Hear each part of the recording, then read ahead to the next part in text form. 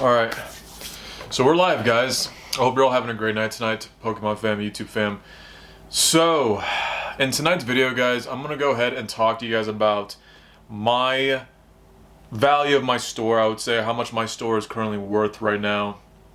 And I came up with this idea that I want to start documenting my progress on a month-to-month basis and just talk about the month and summarize the month in total of like the key moments of the month and just kind of just give a an update of like how much my store is currently worth month by month. I think this is gonna be like a fun thing that I'm gonna do long term. I think I'm gonna do this every single month for however long I do this YouTube thing until I quit YouTube eventually, and that's not gonna be anytime soon. I plan to do this for a very, very long time. So it's going to be kind of cool to document this, my progress from month to month. That way I can look back several months or even several years down the road and just see how far I've come. And this might help a lot of people, just kind of just see the transparency of what is going on a monthly basis. So let's go ahead and summarize. So I would say January has been a great month. January statistically nationwide in America is known to be the slowest month of the year for a lot of businesses. Mostly, every business I would say will pretty much insert their opinions that January is not the best month. Matter of fact, it's probably the worst month of the year in terms of just any economic activity, and that's normal because of just the holidays and the holidays being so crazy as far as people spending and consuming and everything. And then once the new year comes, people kind of just pull way back on their spending. They save money, do their tax returns and stuff. And so my January this year, I didn't expect it to be this well. I did very well this month. I did about, I think, not including my TCG player, I did it right around $2,500 in sales. TCG player, I don't know. Probably like a few hundred, I would say. This week alone, I did about a grand this week, so I'm pretty happy with that. Even though we're in February now, still like that week, I still consider that as January and stuff. Even though there's a couple of days leaking of February leaked into that week, but nonetheless, I still count it as January. So overall, very good. A very strong month, I would say, for a slow month for a lot of businesses. So like I said, there's a lot of key moments. I did a liquidation of my Japanese product.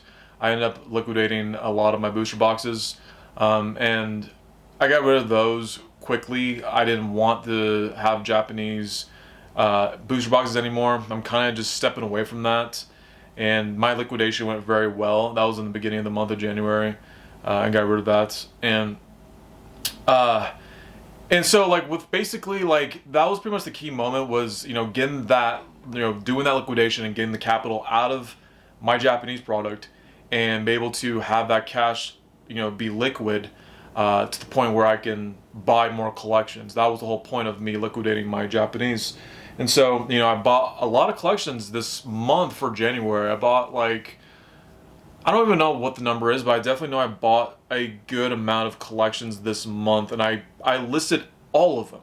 That's why I'm pretty astonished how well this month has been. It's not just pure coincidence. It's just consistency. Like, buy collection and just consistently list. And I listed consistently this month, and I bought collections, a lot of collections this past month.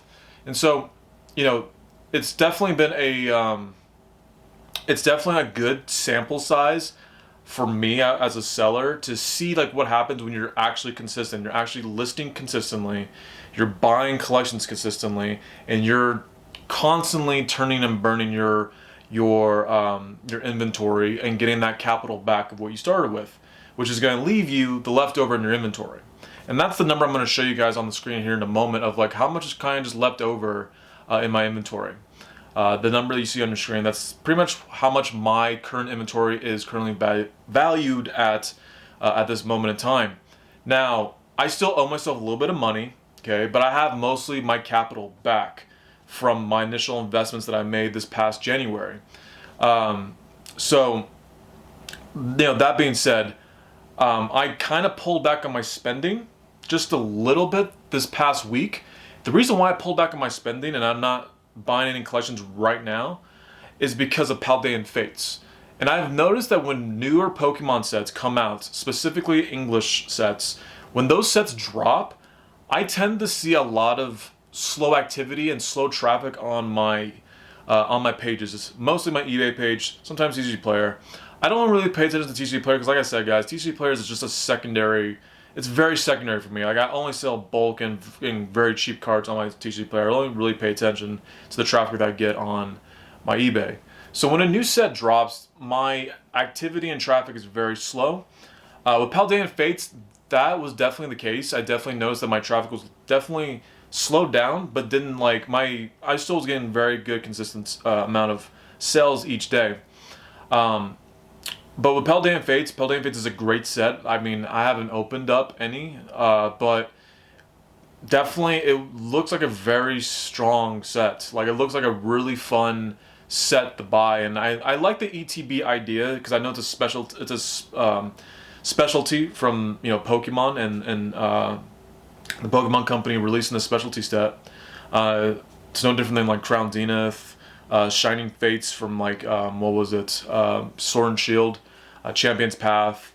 Those specialty sets are just always fun to open, and so Paldean Fates looks amazing. Like, I can't wait to get a hold of those cards on the secondary market, because I know people are going to start like liquidating their own collections, because that's just how it is. People always just want to just get rid of their own collections at a really good massive discount. So I'll definitely come across Paldean Fate cards and collections here any day now. So but that's pretty much it, guys. I just wanted to just update my progress and just kind of just the key moments of the month, and just kind of like what I'm gonna look forward to in the next, I would say, the rest of the obviously February and March. Same thing, constantly keep spending. As soon as I get a little bit of my capital back, which is going to take probably like another day or two to get my full capital back, and all the money that's left over, which is what the number you guys pretty much saw on the screen, is how much my inventory is worth. That's basically all profit at that point, right? And I'm really happy with that. And my goal was, I think I made a few videos ago of like what my goal is of how much I want my inventory to be worth. But I said I want my inventory to be worth anywhere from $5,000 to $10,000 by the end of the year. That's my initial goal. So I'm going to just go ahead and just continue to do the things that I did right in January, which is to continue to spend, buy more collections. The more capital that I have, the more capital that's available to me, the more buying power that I have.